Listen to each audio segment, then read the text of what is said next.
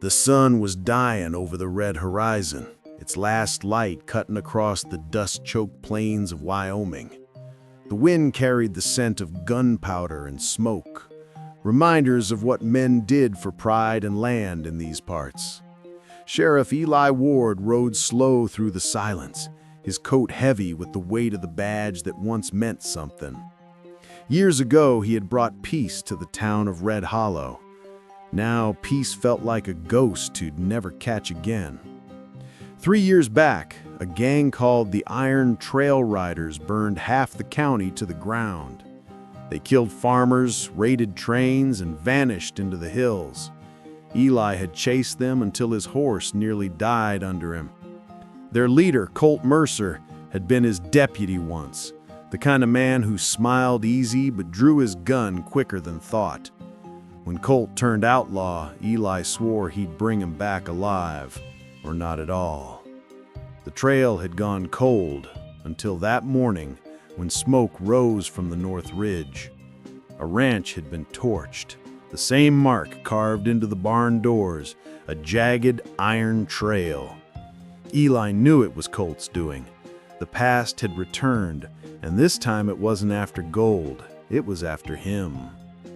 He rode through the night and found the Mercer gang camped by the river. 7 men, drunk, laughing, guns glinting in the firelight. And there he was, Colt, older, harder, but with that same mocking smile. "Well, if it ain't the lawman himself," Colt said, rising slow. "You still chasing ghosts, Eli?"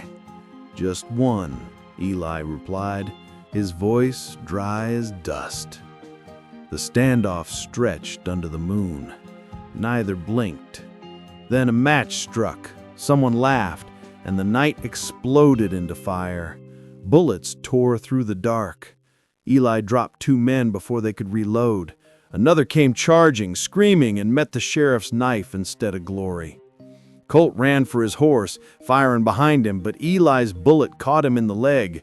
He fell into the mud, cursing the stars. Eli walked up, reloading his revolver.